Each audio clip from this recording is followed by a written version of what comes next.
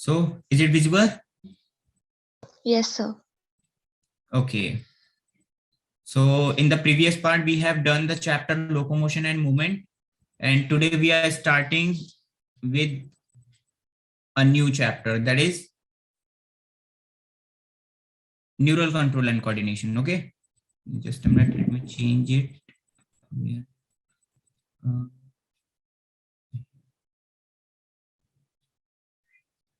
Okay, तो चलो मैं आप लोगों से पहले कुछ क्वेश्चन करता हूँ and after that we will start the session. Okay, we will start with Yes, sir. Neural control and coordination. Okay, ठीक है. द फर्स्ट क्वेश्चन, और आंसर चैट बॉक्स में कोई भी नहीं करेगा. You all have to, I will generate the poll and poll से आप लोगों को आंसर करना है. Okay, Yes, sir. या sternum is connected with ribs via या फिर by and your options are first, second, third and fourth. ठीक, bony matter.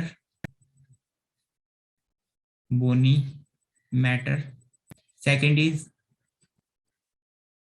hyaline cartilage.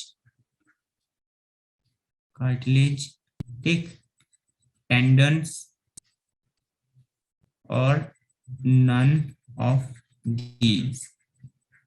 ठीक, I am generating the poll and you all have to answer. Okay, now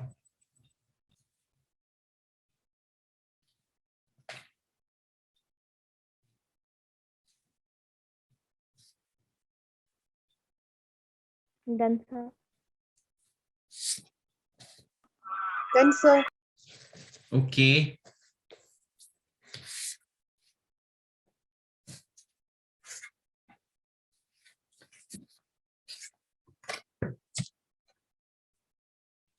I am ending the poll now.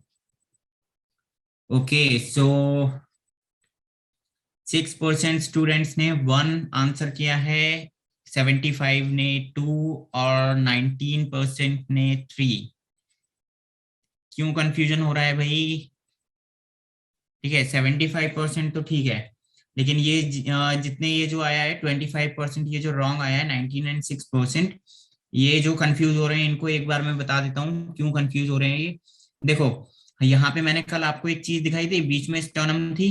ठीक, इस sternum से ribs connected थी, कुछ इस तरह पीछे से आ रही थी और कुछ इस तरीके से कनेक्टेड थी, यहाँ ऐसे. ठीक है, ऐसे ही कनेक्टेड, ये ऐसे आ रही थी रिब्स. इसमें जो ये स्टार्टिंग वाला पॉइंट था, ये थोड़ा सा रेड कलर में था, हल्का सा रेड था, मतलब इसका जो कलर था वो थोड़ा सा अलग था रिब से. था ऐसा कुछ, मैंने बोला भी था, ये देखो यहाँ रेड हो रहा है. तो Yes, स्टार्टिंग sir. वाला ये जो पोर्शन है, this portion is made up of cartilage.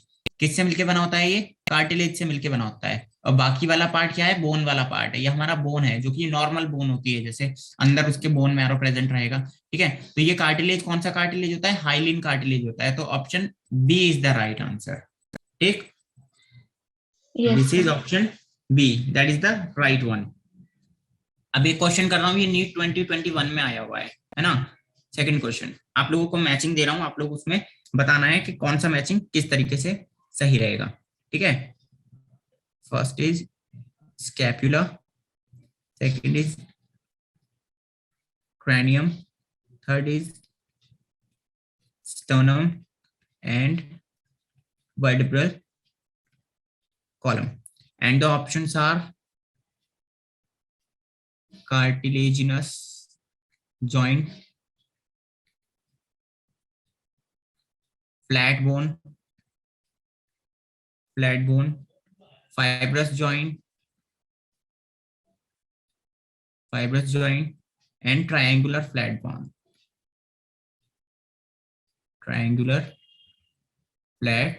bone. I am writing the options below here.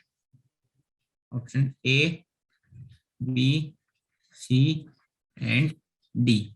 Okay, इसको आप P कंसीडर कर सकते हैं, P, Q, R and S. इसको आप 1, 2, 3 एंड 4 ऐसे कंसीडर कर सकते हैं, ठीक है।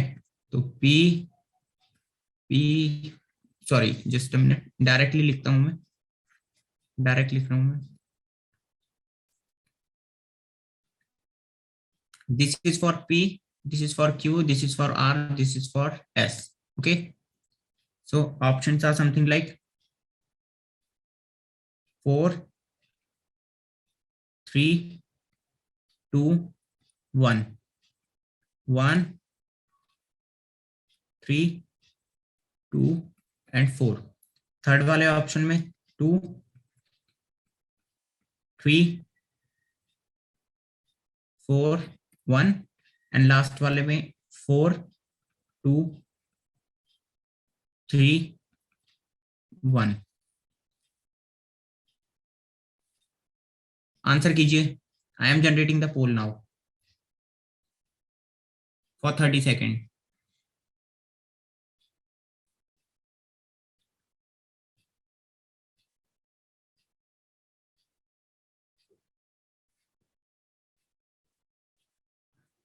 Done, sir.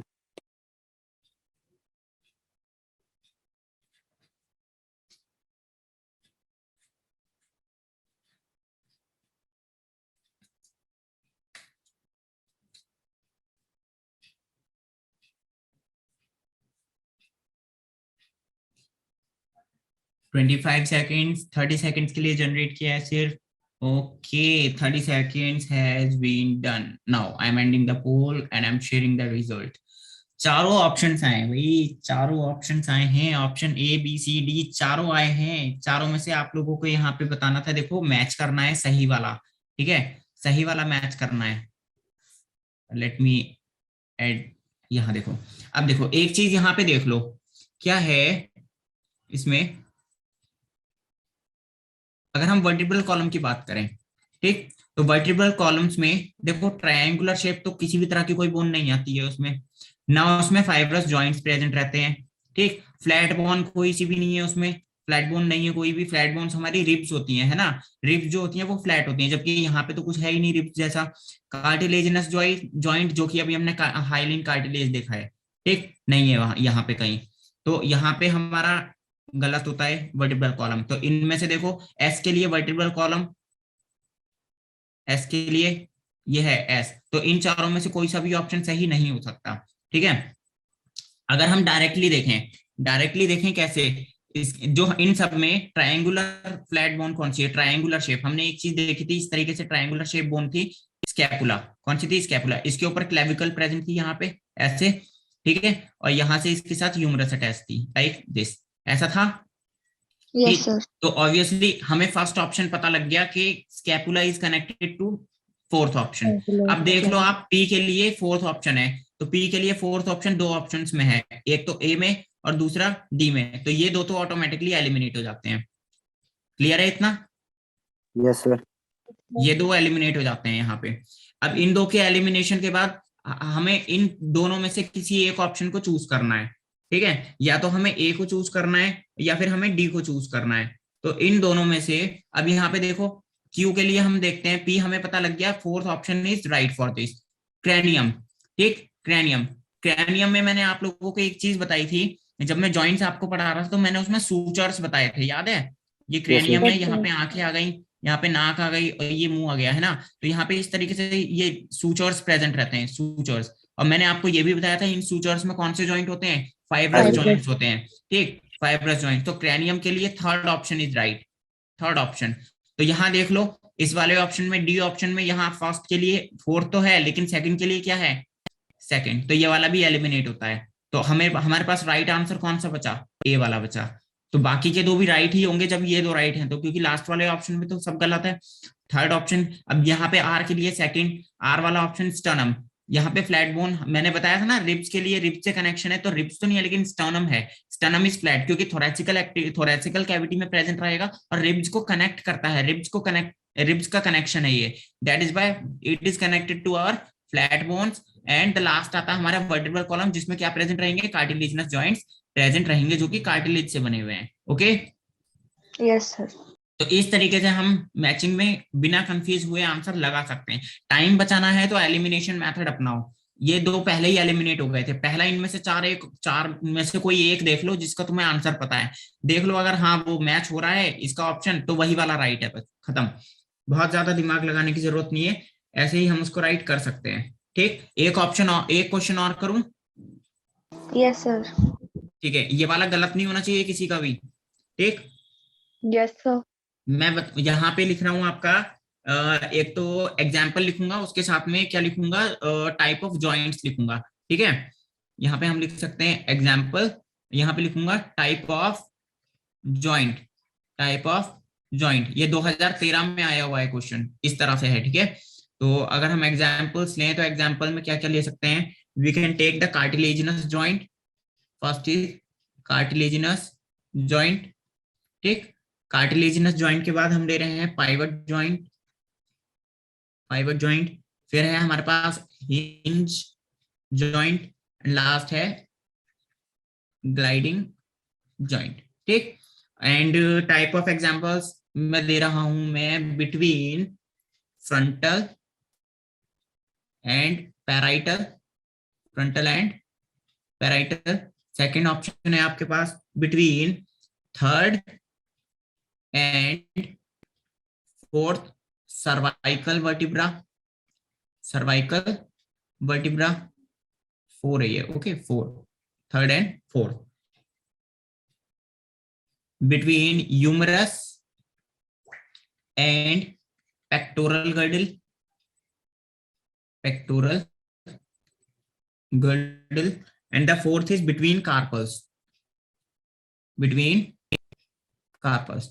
इसको भी सेम वही करना है आपके लिए, सेम मेथड दे रहा हूं मैं आप लोगों को। इनमें से देखो कोई एक सही है, ठीक, कोई एक जो मैचिंग होना चाहिए वो सही है, वो आप लोगों को बताना है कि कौन सा वाला सही है। ए सही है, बी सही है, सी सही है या फिर डी सही है। इसमें ऐसे टेढ़ा मेढ़ा मैचिंग नहीं चलेगी। ठीक है, जो जैसे सामने मैंने लिखा हुआ है ऐसे ही एक राइट बताना है कि कौन सा वाला सही है। ये इसके लिए सही है, ये वाला या फिर ये वाला। ठीक, ऑप्शन जनरेट कर रहा हूं मैं, पोल जनरेट कर रहा हूं, and you all have to answer. Okay, कोई एक सही है इसमें option, and you all have to answer that. Okay, answer everyone. अरे वाह, अरे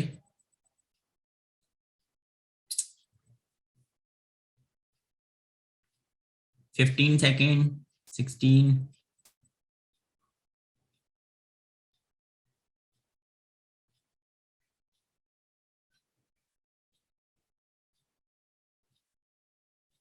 ओके, टाइम अप।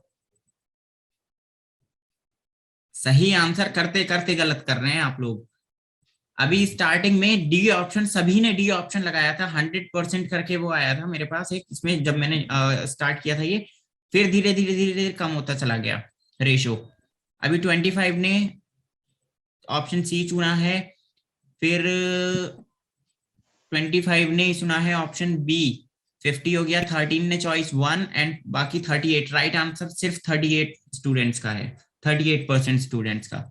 अरे भाई यहाँ देखो, मैंने कल ही तो जॉइंट्स पढ़ाए हैं, इतना बहुत लंबा समय नहीं हुआ है अभी जॉइंट्स पढ़ाए हुए। कार्टिलेजिनस जॉइंट्स अभी पीछे देखा है हम लोगों ने। ठीक, जो ये वाला ऑप्शन बताया था मैंने, यहाँ देखो कार्टिलेजिनस जॉइंट्स का एग्जांपल वर्टिब्रल कॉलम्स है, यहाँ पे नहीं है, गलत हो गया। पाइवट जॉइंट्स वर्टिब्रल सर्वाइकल वर्टिब्रल्स में नहीं होते, बिल्कुल नहीं होते।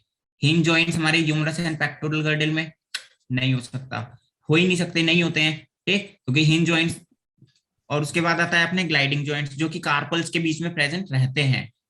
Option D is right. चलो कोई नहीं, आप लोग थोड़ा और पढ़ना इस चैप्टर को, जो कुछ समझ में नहीं आया भाई पूछा करो, आप लोग क्वेश्चन किया करो जब समझ में नहीं आया कुछ तो। ओके, एक बार Yes, sir. रिवीजन करोगे, एक बार रिवीजन करोगे उस चीज का, तो ये जितने ऑप्शंस आपके गलत हो रहे हैं सही होना स्टार्ट हो जाएंगे। ठीक, चलो Yes, हम sir. लोग अब नया चैप्टर स्टार्ट करते हैं अपना आज। बाकी एक सेशन रखेंगे जिसमें मैं अभी एक सेशन स्टार्ट करेंगे कुछ ही दिनों में, ये चैप्टर ओवर होने के बाद ठीक है, जो न्यूरल कंट्रोल एंड कोऑर्डिनेशन है ये चैप्टर ओवर होगा। तो जो मस्कुलर सिस्टम हम लोगों ने पढ़ा है लास्ट चैप्टर, उसका सिर्फ पीवाईक्यू करेंगे हम लोग, सब पीवाईक्यू सॉल्व करेंगे, ठीक, previous year questions. Okay, yes sir. और आपने सबको ज्वाइन करना है, सब लोग ज्वाइन करेंगे और आंसर भी करेंगे। ओके, सर आपने क्वेश्चन दिया था, उसका आंसर बता दो, नहीं मिल रहा है। कौन सा वाला? ये वाला, इसका डी ऑप्शन सही है नहीं ग्लाइडिंग सर, में। ये सर कल जो दिया आपने था। लास्ट क्लास में दिया था कि वो माइंड से रिलेटेड की अच्छा, हम लोग भूल क्यों जाते हैं? Yes sir. देखो, अभी ये neural control and coordination chapter brain से ही रिलेटेड स्टार्ट करने वाले हैं हम लोग। अभी मैं आप लोगों को एक स्ट्रक्चर पढ़ाऊंगा, न्यूरॉन है, उससे रिलेटेड आंसर है। तो ये सेशन जब एंड होगा तो उसके लास्ट में मैं वो आंसर भी आपको बताता जाऊंगा, ठीक है। यस तो सर। अभी हम लोग जो चैप्टर स्टार्ट करने वाले हैं that is neural control, neural control and coordination, that is neural control and coordination. अब देखो, यहाँ पे दो वर्ड्स हैं हमारे पास, एक तो neural control, control and coordination. Neural से बात चल रही है तो न्यूरल से मतलब है कहीं ना कहीं हमारा जो नर्वस सिस्टम है, नर्वस सिस्टम इन्वॉल्व हो रहा है। क्या इन्वॉल्व हो रहा है? नर्वस सिस्टम, है ना। और नर्वस सिस्टम किससे मिलके बना होता है? नर्वस टिश्यूज से मिलके बना होता है। This is made of nervous tissues, ये नर्वस टिश्यूज से मिलके बना है। और नर्वस टिश्यूज हमारे पास दो तरह के होते हैं, कौन कौन से? एक तो न्यूरॉन और दूसरा न्यूरोग्लियल सेल्स, न्यूरोग्लियल सेल्स, ठीक। अभी हम देखेंगे न्यूरोग्लियल सेल्स कौन कौन सी होती हैं और न्यूरॉन क्या होता है। अपार्ट फ्रॉम दैट, अगर हम कंट्रोल एंड कोऑर्डिनेशन की बात करें तो कोऑर्डिनेशन से मतलब क्या है? हमारी बॉडी का एक तो नर्वस सिस्टम इन्वॉल्व हो रहा है, ठीक, जिसे हम न्यूरल सिस्टम भी लिख सकते हैं। न्यूरल सिस्टम के साथ में जब केमिकल्स इन्वॉल्व हो जाते हैं, है ना, केमिकल्स बोले तो हार्मोन्स, जब हमारी बॉडी का हार्मोनल सिस्टम या फिर एंडोक्राइन सिस्टम जिसे हम कह सकते हैं, एंडोक्राइन सिस्टम, ये दोनों मिक्स होकर एक साथ काम करते हैं, तब हम उसे कहते हैं हमारी बॉडी कोऑर्डिनेट कर रही है या फिर प्रॉपर वर्क कर रही है। मतलब हमारा दिमाग भी सही काम कर रहा है और दिमाग से रिलेटेड उसके साथ में जितने बॉडी से ग्लैंड्स के थ्रू निकलने वाले हार्मोन्स हैं वो उसके साथ एसोसिएट होके वर्क कर रहे हैं। दैट मीन्स हमारी बॉडी की फंक्शनिंग बहुत स्मूथली चल रही है, बहुत अच्छी तरीके से चल रही है। दैट मीन्स हमारी बॉडी कोऑर्डिनेटेड है। ओके, तो न्यूरल कंट्रोल एंड कोऑर्डिनेशन से क्या मीनिंग है कि हमारी बॉडी को कंट्रोल करना, मतलब ना तो बहुत ज्यादा हाइपर कर देना है किसी भी एक्टिविटी के लिए और ना बहुत ज्यादा कम कर देना, मतलब एवरेज हमारी बॉडी के सारे फंक्शंस चलते रहें और बॉडी प्रॉपर वर्क करती रहे, ठीक। कोऑर्डिनेशन से मीनिंग है हमारा नर्वस सिस्टम केमिकल्स के साथ में एसोसिएट होकर काम कर रहा है, that is called the coordinative activity, ठीक। अब जो हमारा नर्वस सिस्टम है ये दो चीजों से मिलकर बना है, एक तो न्यूरॉन से, दूसरा न्यूरोग्लियल सेल से। Neuron is the functional unit of nervous system. क्या है ये? Functional unit of nervous system, ये हमारे नर्वस सिस्टम की फंक्शनल यूनिट है। और न्यूरोग्लियल सेल्स में दो तरह के हमारे सिस्टम मतलब सेल्स इन्वॉल्व होती हैं जिन्हें हम कहते हैं, एक तो पेरिफेरल नर्वस सिस्टम की सेल्स आ जाएंगी इसमें और दूसरा सेंट्रल नर्वस सिस्टम की सेल्स आ जाएंगी। तो अगर हम पेरिफेरल नर्वस सिस्टम के सेल्स की बात करें तो यहाँ पे आती है हमारी श्वान सेल्स, श्वान सेल्स, ठीक। और यहाँ आ जाती है हमारी ओलिगो डेंड्रोसाइट्स, ठीक। Microglial cells, microglial cells, astrocytes, astrocytes, ependymal sales, ependymal sales, ठीक। तो ये चार तरह की सेल्स यहाँ पे इन्वॉल्व होंगी और श्वान सेल्स हमारे पेरिफेरल नर्वस सिस्टम में इन्वॉल्व होगा। आगे आने वाले जो जब हम कवर करते जाएंगे तो हम सेंट्रल नर्वस सिस्टम और पेरिफेरल नर्वस सिस्टम दोनों डिस्कस करेंगे। जो सेंट्रल नर्वस सिस्टम होता है, यहाँ पे मैं एक क्लाउड बना रहा हूँ, इसमें सेंट्रल नर्वस सिस्टम और पेरिफेरल नर्वस सिस्टम में लिख रहा हूँ। ओके, देखो अगर हम सेंट्रल नर्वस सिस्टम की बात करें तो सेंट्रल नर्वस सिस्टम बना होता है CNS, central nervous system is made up of brain, ये बना होगा ब्रेन से प्लस स्पाइनल कॉर्ड से, दो चीजें इसमें इन्वॉल्व होंगी, एक ब्रेन और दूसरा स्पाइनल कॉर्ड, ठीक। अगर पेरिफेरल नर्वस सिस्टम की बात करें तो ये बना होता है नर्व्स के थ्रू, किसके थ्रू? नर्व्स, एक दो तरह की नर्व्स इसमें इन्वॉल्व होती हैं, एक तो क्रैनियल नर्व्स, क्रैनियल मतलब ब्रेन वाले पार्ट में जितनी है, दूसरी स्पाइनल नर्व्स जो कि स्पाइनल कॉर्ड वाले रीजन में है, ठीक। तो ये हम आने वाले समय में जब हम डिस्कस करेंगे ब्रेन वाला पार्ट, तो सेंट्रल नर्वस सिस्टम और पेरिफेरल नर्वस सिस्टम दोनों डिटेल में डिस्कस करेंगे वहां। अभी हम अपने नर्वस टिश्यूज स्टार्ट कर रहे हैं। क्या? एक तो न्यूरॉन का स्ट्रक्चर हमें पढ़ना है जो कि नर्वस सिस्टम की फंक्शनल यूनिट है, और दूसरी neuroglial sales. Is that clear everyone? Yes, sir. इतना क्लियर है? ये बहुत छोटी सी चीज है। Is that clear everyone? Yes. Yes sir. ठीक है, तो पहले हम लोग न्यूरोग्लियल सेल्स देख लेते हैं, क्योंकि इसमें इतना बहुत ज्यादा नहीं है, बाकी हम फिर न्यूरॉन डिस्कस करेंगे। First of all we are going to start with neuroglial cells. Neuroglial cell, देखो नाम में यहाँ पे एक चीज छिपी हुई है। क्या छिपी हुई है? न्यूरो। न्यूरो से मतलब है न्यूरॉन, है ना? न्यूरो से मीनिंग क्या है अपना? न्यूरॉन। ठीक। ग्लियल से मीनिंग क्या है? चिपका हुआ, या फिर जैसे ग्लू होती है ना? ग्लू, ग्लू क्या काम करती है? चिपकाने का काम करती है, ऑब्वियसली फिक्स करने का काम करती है। तो ये यहाँ पे अटैचमेंट, क्या लिख सकते हैं हम? अटैचमेंट। तो ये न्यूरोग्लियल सेल्स ऐसी सेल्स हैं जो न्यूरॉन्स के साथ अटैच होके काम करती हैं। ठीक है, ऐसी sales which work in association of neuron are called neuroglial cells। ठीक, इतनी बात क्लियर है? Yes, sir. न्यूरोग्लियल सेल्स वो सेल्स हैं जो न्यूरॉन के साथ अटैच होके काम करेंगी या एसोसिएशन में काम करेंगी। तो पहली सेल्स जो हम देख रहे हैं वो है हमारी ओलिगोडेंड्रोसाइट।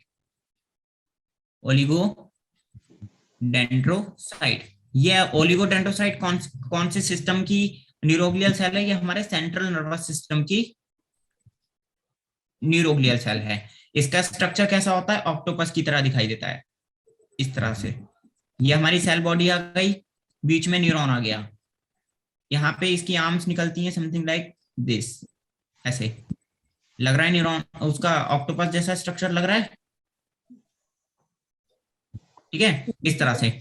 और इसकी तीनों आर्म्स में क्या प्रेजेंट रहते हैं? यहाँ पे ये एसोसिएट रहता है किसके साथ में? न्यूरॉन्स के साथ में। तो यहाँ पे न्यूरॉन्स एसोसिएट रहेंगे। ये न्यूरॉन्स के डेंड्राइट्स जाएंगे, डेंड्राइट्स, यहाँ पे न्यूरॉन इसने पकड़ रखा है। फिर इसके साथ में भी एक और न्यूरॉन अटैच रहेगा दूसरी वाली आर्म में, यहाँ पे ये इस तरह से, फिर यहाँ पे भी इस तरह से। तो ये न्यूरॉन्स के साथ एसोसिएशन में काम कर रहे हैं। ठीक, न्यूरॉन से चिपका हुआ है एक तरीके से। ठीक, is that clear everyone? Yes, sir. ठीक, तो ओलिगोडेंड्रोसाइट्स क्या काम करती हैं? फर्स्ट ऑफ ऑल ये इनका मेन फंक्शन है, जो सेंट्रल नर्वस सिस्टम में जितने भी न्यूरॉन्स होंगे उनके अंदर माइलिन शीथ बनाएंगी। तो हम लिख सकते हैं forms the myelin sheath, forms the myelin sheath around the neurons of central nervous system। Okay, central nervous system के न्यूरॉन्स में क्या बना रही है? ये माइलिन शीथ बना रही हैं। अभी जब हम श्वान सेल डिस्कस करेंगे तो देखेंगे वहां पे कि माइलिन शीथ एक्चुअल में होती क्या है। Okay, now the next structure जिसे हम कह सकते हैं क्या? एस्ट्रोसाइट। एस्ट्रोसाइट, अब देखो एस्ट्रो का मतलब क्या होता है? स्टार, है ना? स्टार। साइट का मतलब क्या है? सेल। तो ये स्टार शेप्ड सेल्स हैं। कौन सी है ये? Star shaped cells. These are star shaped cells. तो ऑब्वियसली इनका स्ट्रक्चर कुछ इस तरीके से होगा, स्टार की तरह दिखाई देती है ये। बीच में एक न्यूक्लियस आ जाता है और यहाँ पे इसके डेंड्राइट्स निकले हुए होते हैं, रूट लाइक स्ट्रक्चर्स, जिन्हें डेंड्राइट कहते हैं। Okay, these are the dendrites।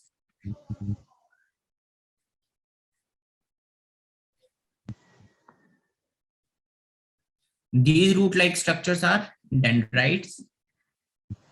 ये डेंड्राइट्स न्यूरॉन्स के साथ अटैच रहते हैं। Okay, this is the nucleus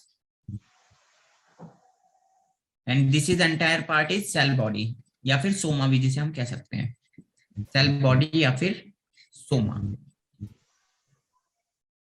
okay, astrocyte का क्या काम होता है? एस्ट्रोसाइट एक तो हमारे न्यूरॉन्स को सपोर्ट करती है, हम लिख सकते हैं क्या? सपोर्ट, न्यूरॉन्स सपोर्ट प्रोवाइड करती हैं न्यूरॉन्स को। दूसरा, ये रिपेयर करने का काम करती है न्यूरॉन्स को, रिपेयर द न्यूरॉन्स। ठीक, मान लो न्यूरॉन कहीं से डैमेज हो गया है, जैसे कि ये हमारा एक न्यूरॉन है, ठीक है, न्यूरॉन है, ये न्यूरॉन कहीं से डैमेज हो गया है, ये इतने पार्ट से डैमेज हो गया, तो यहाँ पे ये एस्ट्रोसाइट्स अटैच हो जाएंगी और अटैच होके क्या काम करेंगी, इसको थोड़ा रिपेयर करने का काम करेंगी। ठीक, नेक्स्ट ये ब्लड ब्रेन बैरियर में इन्वॉल्व होती हैं। किसमें? ब्लड ब्रेन बैरियर में। ठीक, ब्लड ब्रेन बैरियर क्या होता है? हमारे ब्रेन को फंक्शन करने के लिए कुछ आयंस की और कुछ चीजों की जरूरत होती है, जैसे कि ऑक्सीजन की, है ना, ग्लूकोज की, अमीनो एसिड्स की, या फिर हम कह सकते हैं थोड़े विटामिन की और minerals.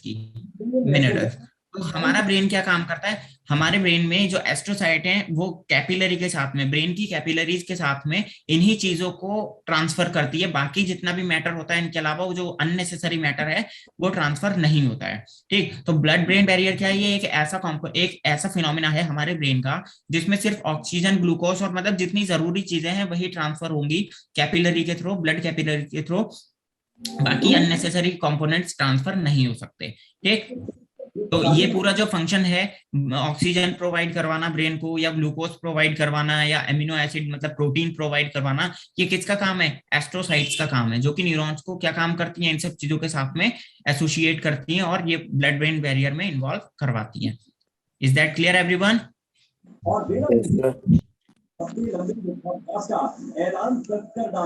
Okay,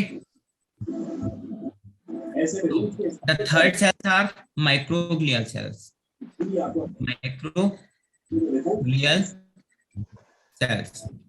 Microglial cells are something like, इनका स्ट्रक्चर कैसा होगा? These are oval shape तरह से, बीच में न्यूक्लियस प्रेजेंट रहता है और यहाँ से डेंड्राइट्स निकल रहे होते हैं बॉडी से। All over the body dendrites are present, something like this. सारे ही डेंड्राइट्स ब्रांच्ड होते हैं, ब्रांचेस निकली हुई होती हैं। ठीक, अब क्या होता है, देखो हमारा जो नर्वस सिस्टम है वो पूरा का पूरा नर्वस सिस्टम कैसा है? एक्टोडर्मल है ओरिजिन में, मतलब एम्ब्रियोनिक डेवलपमेंट के दौरान जो दो लेयर्स बनती हैं, एक्टोडर्म और एंडोडर्म, है ना। तो यहाँ पर जो ये पूरा जो स्ट्रक्चर होगा माइक्रोग्लियल सेल, बाकी तो सारे ही स्ट्रक्चर्स एक्टोडर्मल हैं, लेकिन microglial cells are mesodermal in origin, mesodermal in origin. पीछे भी जितनी सेल्स हमने देखी हैं वो सब एक्टोडर्मल है, जबकि ये क्या है? मेसोडर्मल है। ओके, ये क्या काम करती है? एक तो ये फैगोसाइटोसिस करती है, फैगोसाइटोसिस। ठीक, फैगोसाइटोसिस का मतलब क्या है? एनगल्फमेंट। एनगल्फमेंट बोले तो ये जितने भी अननेसेसरी चीजें होती हैं या अननेसेसरी कंपोनेंट्स होती हैं उनको खाकर खत्म कर देती है, एनगल्फ कर लेती है। ओके, डाइजेस्ट कर देती है। हमारे ब्रेन में जैसे कि अभी ब्लड ब्रेन बैरियर बताया ना, वहां पे कि जो जरूरी चीज है वही आएगी, सिर्फ ग्लूकोज है या ऑक्सीजन है। तो अगर कुछ ऐसा पिगमेंट आ जाता है जो कि हमारे ब्रेन के लिए हार्मफुल है ना, तो वो ये माइक्रोग्लियल सेल्स उसको रिमूव करवा देंगी, फैगोसाइट करवा देंगी, खा जाएंगी और खत्म कर देंगी खा के। ठीक, अपार्ट फ्रॉम दैट ये क्या काम करती है? बोन मैरो सिंथेसाइज करने का काम करती है। हम लिख सकते हैं synthesized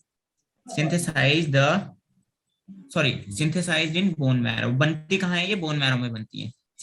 synthesis is in bone marrow, bone marrow में बनेंगी, लेकिन फंक्शन कहाँ करेंगी? न्यूरॉन्स के साथ में। ठीक, is that clear everyone?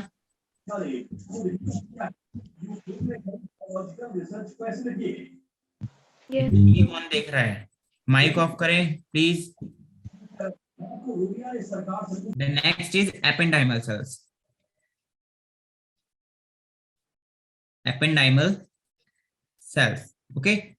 Ependymal cells are long cells like this. ये long cells होती हैं इस तरह से। ठीक, और इनके पास डेंड्राइट्स की जगह कुछ और प्रेजेंट रहता है। बीच में न्यूक्लियस प्रेजेंट होगा। ठीक, ये न्यूक्लियस प्रेजेंट है और यहाँ पे डेंड्राइट की जगह सीलिया प्रेजेंट रहते हैं। These are ciliated in nature. इस तरह से ये सीलिया प्रेजेंट रहता है। और ये क्या काम करती हैं? देखो हमें एक चीज पता है, जो ऐसे टिश्यूज जो सिलिएटेड होते हैं, ठीक है, किससे बनी है? सिलिएटेड एपिथेलियम से। These are made from ciliated epithelium. और सिलिएटेड एपिथेलियम का फंक्शन क्या है? आपने एनिमल टिश्यूज में भी पढ़ा होगा। इनका फंक्शन है सेक्रेशन एंड एब्जॉर्प्शन। या तो ये सेक्रेट करेंगे किसी चीज को या फिर एब्जॉर्ब करेंगी। ठीक, एब्जॉर्प्शन। तो यहाँ पे ये एपेंडाइमल सेल्स क्या काम करती हैं, ये सेक्रेट करवाती हैं क्या, इनका फंक्शन क्या है, सेक्रेट करवाना सेरेब्रोस्पाइनल फ्लूइड, एस CSF। ठीक, CSF is what, cerebro spinal fluid. अभी देखो नाम से पता चल रहा है, सेरेब्रो से मतलब हमारे ब्रेन का सेरेब्रम वाला पार्ट, मतलब कि जो पूरा ब्रेन वाला पार्ट है। नॉर्मली ब्रेन हम लिख सकते हैं इसको brain, and spinal means spinal cord वाला पार्ट। तो ये एक ऐसा फ्लूइड है, एक ऐसा लिक्विड है जो ब्रेन और स्पाइनल कॉर्ड में प्रेजेंट रहेगा। ये क्या काम करता है, लुब्रिकेशन का काम करता है, इनको ड्राई नहीं होने देता है। ठीक है, हमेशा वेट रखता है, ताकि अगर ड्राइनेस आएगी तो हमारा पूरा फंक्शन जो है वो डिसबैलेंस हो जाएगा। तो वहां पे लुब्रिकेशन जरूरी है। तो सेरेब्रोस्पाइनल फ्लूइड क्या करता है, पूरे पूरे एनवायरनमेंट को बैलेंस रखता है। ठीक, is that clear everyone? Yes. The next cells are called the Schwann cells, जो कि हमारे पेरिफेरल नर्वस सिस्टम में न्यूरॉन्स बनाती हैं। श्वान सेल्स, ये श्वान सेल्स हमारे न्यूरॉन्स में प्रेजेंट रहती हैं। तो इनका स्ट्रक्चर कैसा होता है, the structure something looks like this. देखो ऊपर एक बल्जिंग पार्ट प्रेजेंट रहेगा और नीचे ये स्फेरिकल होगी। कैसा लग रहा है, संतरे जैसा, है ना। Yes sir. यहाँ एक न्यूक्लियस प्रेजेंट रहता है। What is this, nucleus. Nucleus, nucleus के अलावा इसके अंदर ये क्या काम करती है, माइलिन शीथ बनाती है, और उसके अंदर एक्सॉन की लेयर, एक्सॉन हमारा जो मतलब मेन एक्सॉन है वो प्रेजेंट रहता है। यहाँ पे एक्सॉन का साइटोप्लाज्म होगा। क्या है ये, जिसे हम कहते हैं axoplasm. What is this, axoplasm. Axoplasm क्या है, cytoplasm of axon. This is axolemma, axolemma. ठीक, तो इसको हम मेंशन कर लेते हैं।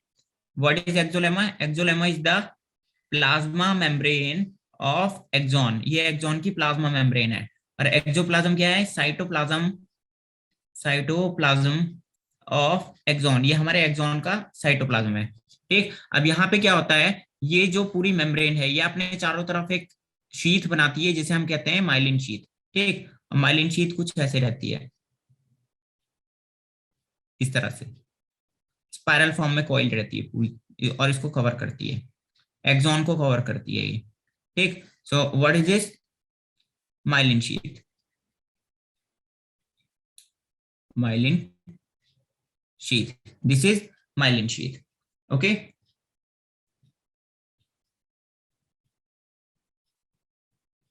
Is that clear everyone? Yes, sir. हाँ, अब ये वाला जो पार्ट बचा है ये हमारी श्वान सेल का साइटोप्लाज्म है। ये पूरा वाला पार्ट जितना बचा हुआ है, this is the cytoplasm of, इसको थोड़ा और आगे कर लेते हैं, साइटोप्लाज्म ऑफ श्वान सेल। ये श्वान सेल का अपना खुद का साइटोप्लाज्म है, और ये इसका न्यूक्लियस हो गया व्हाइट वाला। Is that clear everyone? Schwann cells का काम क्या होता है, माइलिन शीथ का फॉर्मेशन करना। ये माइलिन शीथ बनाती है किसमें, पेरिफेरल नर्वस सिस्टम में प्रेजेंट न्यूरॉन्स में। ठीक, clear Yes, sir. Everyone? Yes, sir. अब हम लास्ट स्ट्रक्चर अपना देखते हैं जो कि न्यूरॉन है, और मेन भी है, ये हमारी फंक्शनल यूनिट है, क्योंकि that is neuron. What is neuron, is the functional unit of nervous system. Nervous system, ये हमारे नर्वस सिस्टम की फंक्शनल यूनिट है, मतलब बिना न्यूरॉन्स के काम नहीं चलेगा। ठीक, तो अगर हम इसका स्ट्रक्चर देखें तो स्ट्रक्चर लुक समथिंग लाइक, पहले स्ट्रक्चर देखते हैं फिर इसके फंक्शन देखेंगे। ओके, सो बीच में यहाँ पे एक सेल बॉडी प्रेजेंट रहती है, सेल बॉडी प्रेजेंट रहेगी। सेल बॉडी से नीचे की तरफ एक extension long tube like structure रहेगा। What is this, is called axon. नीचे जाके ये कन्वर्ट हो जाता है कुछ इस तरह से, बल्ज स्ट्रक्चर्स बनाएगा ये, something like this.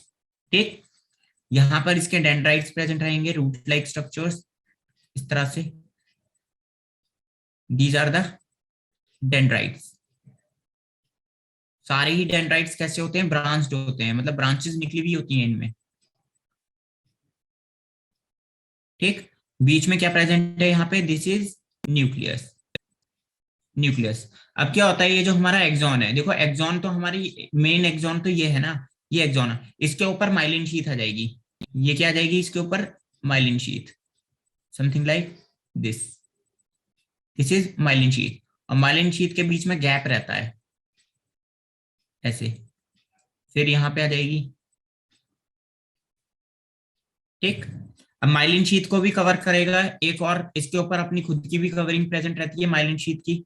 Just a minute, let me draw it.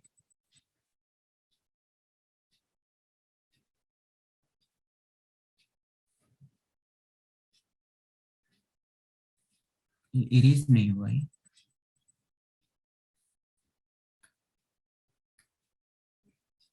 This covering, ये जो मैं ब्लू कलर से ड्रॉ कर रहा हूं, this is the covering of myelin sheath. ये माइलिन शीथ को कवर कर रही है लाइक दिस, ठीक, दिस। और इस कवरिंग के पास क्या प्रेजेंट रहती है, श्वान सेल्स प्रेजेंट रहती हैं, मतलब ये ऐसे, these are the Schwann cells, these are Schwann cells, ठीक। Is that clear everyone? Yes, sir. Yes, sir. Schwann cells are present there. ये जो बीच वाला पार्ट है हमारा, न्यूक्लियस के अराउंड जितना भी पार्ट है, यहाँ पे कुछ ग्रेन्यूल्स प्रेजेंट रहते हैं जिन्हें हम नीजल्स ग्रेन्यूल कहते हैं। क्या कहते हैं, नीजल्स ग्रेन्यूल। अब हम इसकी लेबलिंग कर लेते हैं थोड़ा पहले, उसके बाद आगे की बातें डिस्कस करेंगे। These are dendrites, these are dendrites, this is nucleus, nucleus, these are Nissl's granule, Nissl's granules, this is Schwann cell. जो अभी हमने पीछे श्वान सेल देखी है, ये वही वाली सेल है, ठीक है, Schwann cell. This is myelin sheath, myelin sheath, ठीक। और ये माइलिन शीथ के ऊपर क्या है, कवरिंग है, ठीक। ये जो ब्लू वाली है, ये माइलिन शीथ के ऊपर क्या है, कवरिंग, ठीक। This covering is called neurilemma, this is called neurilemma, neurilemma, ठीक। अपार्ट फ्रॉम दैट, यहाँ पे देखो, यहाँ पे ये वाला रीजन जो है, यहाँ पे माइलिन शीथ प्रेजेंट नहीं है, गैप है यहाँ पे। इस गैप को हम कहते हैं node of Ranvier, node of Ranvier, node of Ranvier. This part, this is the neck region of neuron, ये हमारे न्यूरॉन की गर्दन है, नेक है ना। दिस पार्ट, दिस वन जो मैंने रेड से यहाँ पे हाईलाइट किया है, this is the neck of neuron. इसको हम कहते हैं एक्सॉन हिलक। क्या कहते हैं, एक्सॉन हिलक। और ये हमारे एक्सॉन का सबसे ही कह सकते हैं कि सेंसिटिव पार्ट है। This is the most sensitive part of neuron, okay. नीचे these are, this part, this entire part is called axon terminal, axon terminal, this is called axon terminal, ठीक। एक्सॉन टर्मिनल में यहाँ पे ये क्या है, ये हमारी कुछ स्ट्रक्चर्स हैं, बल्जिंग स्ट्रक्चर्स हैं। इन बल्जिंग स्ट्रक्चर्स में क्या प्रेजेंट रहती है, वेसिकल्स प्रेजेंट रहती हैं, जिन्हें हम साइनेप्टिक वेसिकल्स कहते हैं। यहाँ पे साइनेप्टिक वेसिकल्स इसके अंदर प्रेजेंट रहती हैं, जो आने वाले सेशंस में हम देखेंगे किस तरीके से ये दूसरे न्यूरॉन से कनेक्शन बनाता है, ठीक। तो अगर हम इतने पार्ट की बात करें, सिर्फ दिस पार्ट, इतने पार्ट की बात करें, तो ये हमारे न्यूरॉन की क्या हो जाती है, बॉडी हो जाती है, न्यूरॉन की बॉडी, जिसे हम नॉर्मली सेल बॉडी भी कह सकते हैं, ठीक। अगर हम इतना पार्ट देखें, this is our main axon, ये अपना एक्सॉन हो गया, ठीक। और लास्ट वाला, this part is called the axon terminal. Is that clear everyone? Yes, sir. Yes, sir. ठीक। अब ये जो नीजल्स ग्रेन्यूल हैं, दीज नीजल्स ग्रेन्यूल्स कुछ ये बने किस चीज के बने होते हैं, these are made up of endoplasmic reticulum, endoplasmic reticulum and ribosomes, ठीक। ये राइबोसोम्स और एंडोप्लाज्मिक रेटिकुलम से मिलकर बने होते हैं। राइबोसोम्स क्या काम करते हैं, यहाँ पे प्रोटीन सिंथेसिस करते हैं, प्रोटीन बनाने का काम करते हैं, ठीक है। और रफ एंडोप्लाज्मिक रेटिकुलम भी, दोनों मिलके क्या काम करेंगे, नीजल्स ग्रेन्यूल्स बनाएंगे, okay. Is that clear everyone? Yes, sir. Yes.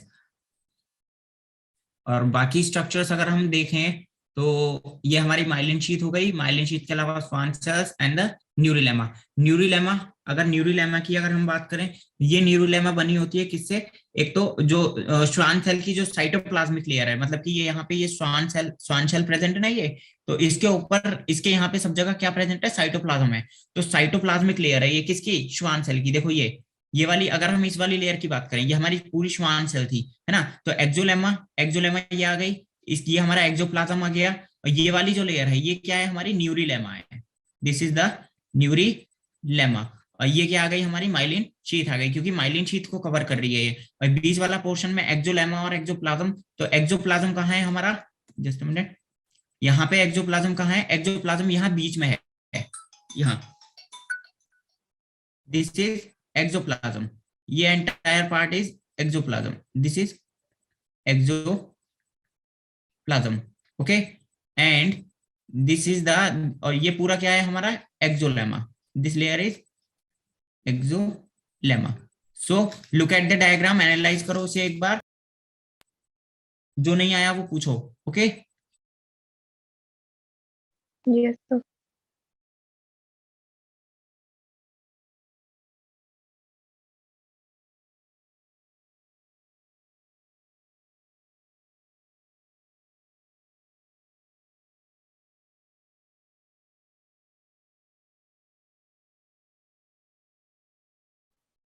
Okay, is that clear everyone? Yes, sir. Sir. ठीक, अब हम देखते हैं अपने जो न्यूरॉन्स हैं, ये न्यूरॉन्स में किस तरीके से पूरा जो मतलब फंक्शन है वो रहेगा। न्यूरॉन के फंक्शंस की बात करते हैं। Let us talk about the functions of neuron. Just a minute, let me take the slide, I think, okay. So if we talk about the functions of neuron,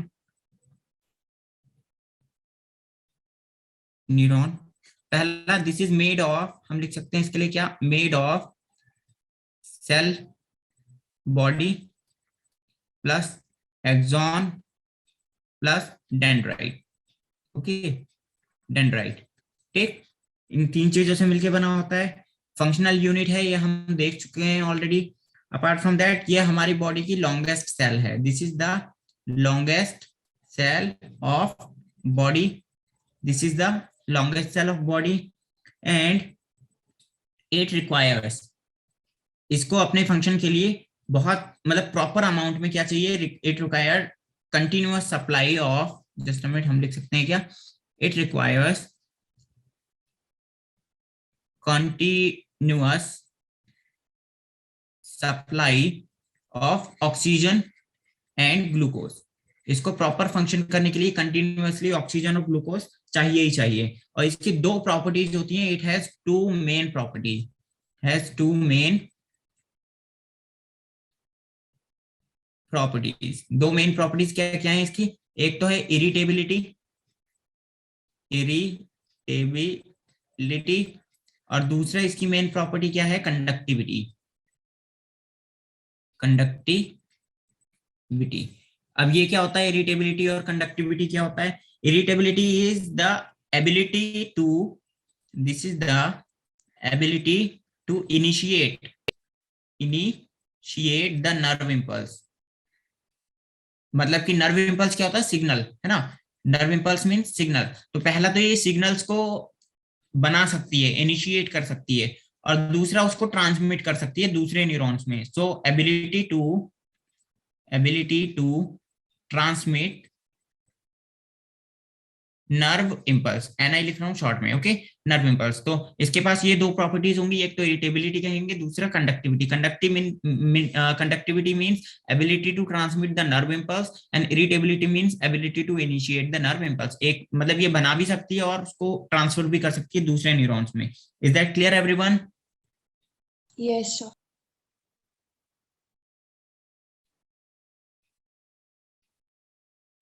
okay, अब हम इसके अगर cell body वाले part की बात करें, ये जो हमारी सेल बॉडी है पूरी, दिस सेल बॉडी, अगर हम इस सेल बॉडी की बात करें तो ये क्या मेन रोल प्ले करती है यहाँ पे? सेल बॉडी का फंक्शन क्या है? पहला तो इसके पास ग्रेन्यूल्स हैं, निजल्स ग्रेन्यूल्स, जो किससे बने हुए हैं? एंडोप्लाज्मिक रेटिकुलम और राइबोसोम से। ठीक, अपार्ट फ्रॉम दैट, अगर ये सेल बॉडी ग्रुप बना लेती है अपना, क्या बना लेती है? ग्रुप बना लेती है। ग्रुप बोले तो बहुत सारी सेल बॉडीज प्रेजेंट है, कहाँ पे, सेंट्रल नर्वस सिस्टम में और पेरिफेरल नर्वस सिस्टम में। तो अगर सेंट्रल नर्वस सिस्टम में सेल बॉडी अपना ग्रुप बना रही है, मतलब बहुत सारी सेल बॉडीज एक ही जगह आके एसोसिएट हो जाती है न्यूरॉन्स की, तो हम उसे कहते हैं ग्रुप ऑफ सेल बॉडी। अगर वो ग्रुप अगर सेंट्रल नर्वस सिस्टम में बन रहा है तब तो हम वहां उसको कहते हैं क्या, न्यूक्लियाई। क्या कहते हैं, न्यूक्लियाई। और अगर वो ग्रुप पेरिफेरल नर्वस सिस्टम में बन रहा है तब हम उसे कहते हैं गैंग्लिया। क्या कहते हैं, गैंग्लिया। ओके, तो न्यूक्लियाई क्या है, यहां पे मैं लिख देता हूं, जस्ट अ मिनट, नोट बना के लिख देता हूं मैं इसको। So what is nuclei? Nuclei is the group of cell body, group of cell body in central nervous system. And what is ganglia? This is group of cell body in peripheral nervous system, that is PNS.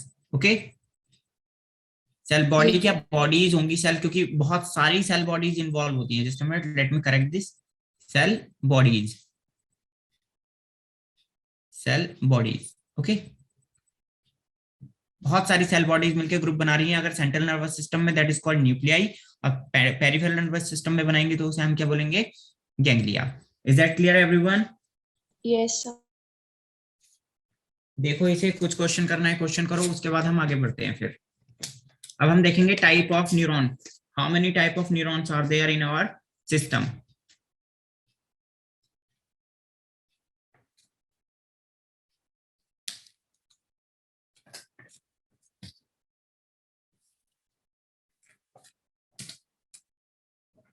Is it clear?